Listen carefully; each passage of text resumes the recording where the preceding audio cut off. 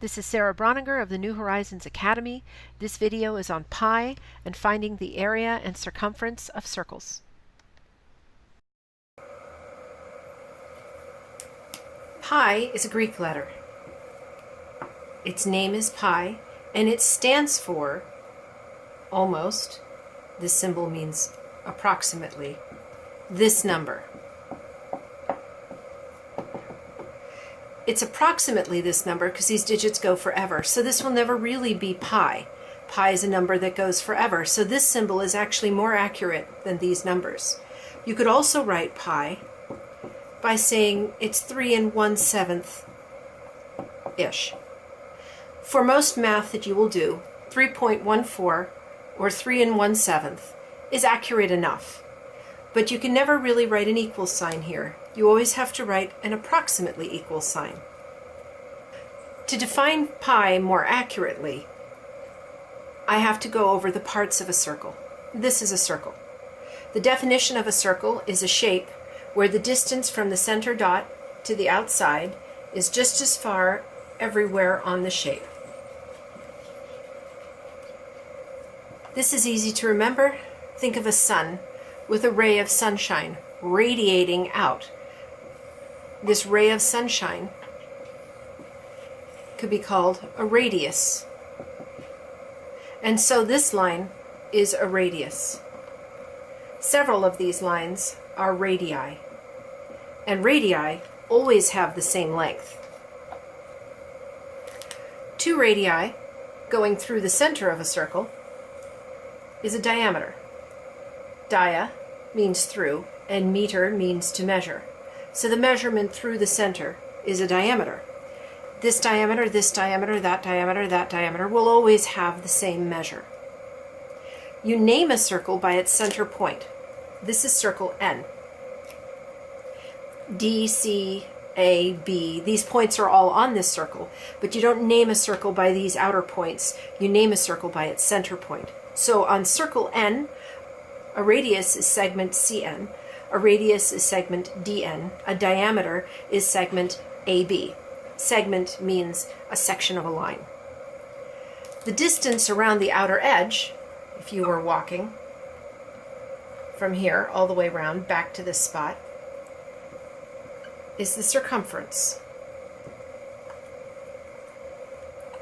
Circum means to go around and ference means to carry, so to carry around all the way around the circle is the circumference.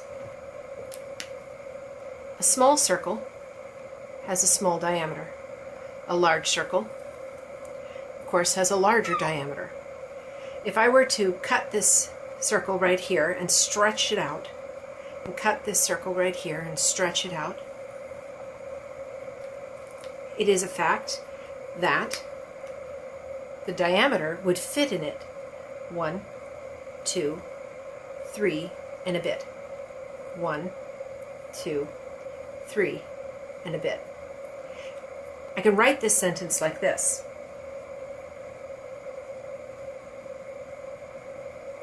Diameter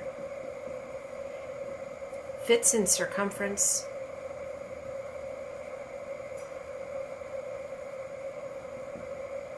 pi times. That could be written in math like this. Circumference divided by diameter equals pi. Circumference divided by diameter equals pi.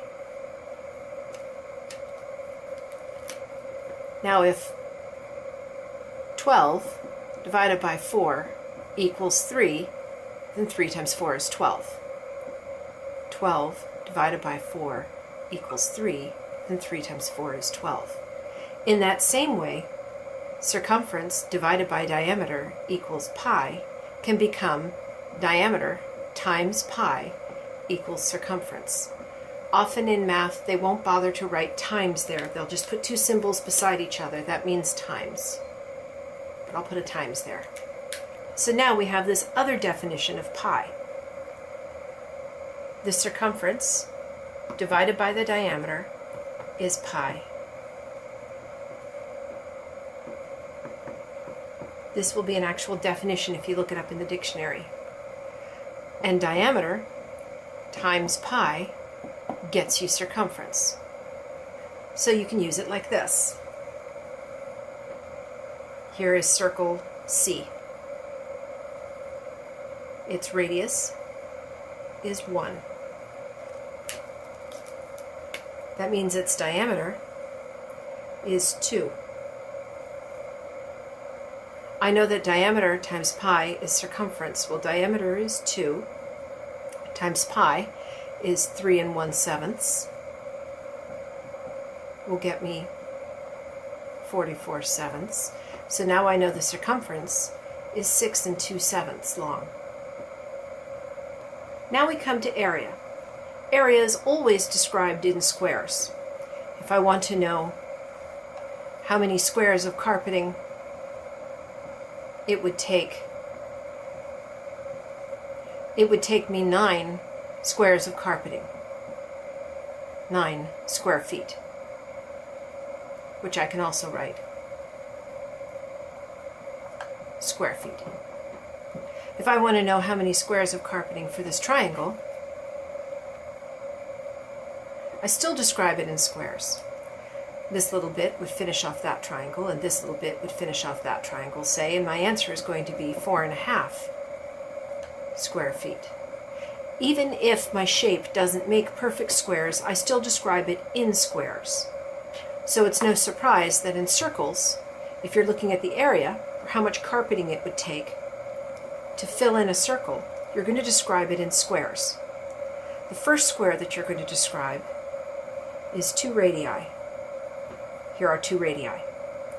This makes a square. I could describe this as radius times radius once, right there.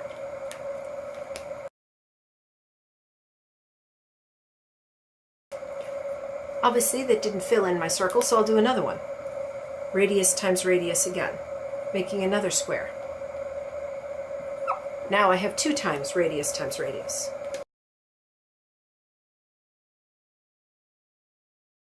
So I'll do it again. Now I have 3 times radius times radius.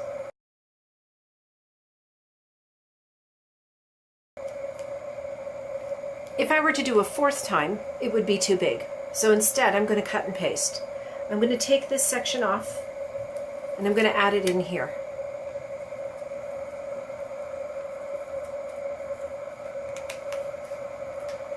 I'm going to take this section off and add it in here.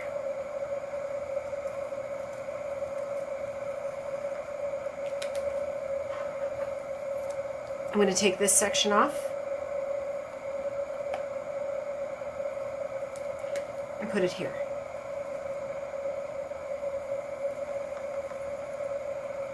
I almost have a full circle. 3 times radius, which describes a square, 3 times this square is almost enough to fill my circle. I would need 1 more time, and I would need to cut it up into 7. 1/7 of another radius times radius would be just enough to finish my circle. So to get my full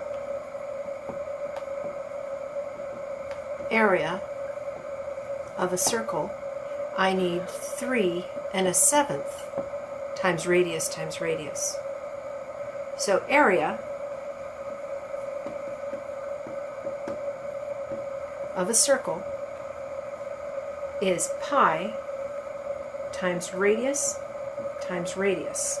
And radius times radius describes a square. I need pi of those squares. I need 3.14 of those squares to fill in a whole circle. So now I'll solve a problem using that. Here is my circle. Its radius is 2. 2 times 2, 4, will get me my square. I know that I'm going to need pi of these squares. That's going to be 3 1/7 times 4. And this is radius times radius, which in this case is 2 times 2 is 4. So 88/7 which is 12 and 84 4/7. 12 and 4/7 is how many square feet, inches, miles. This would be all filled in, all carpeted in squares. That is how you use this formula.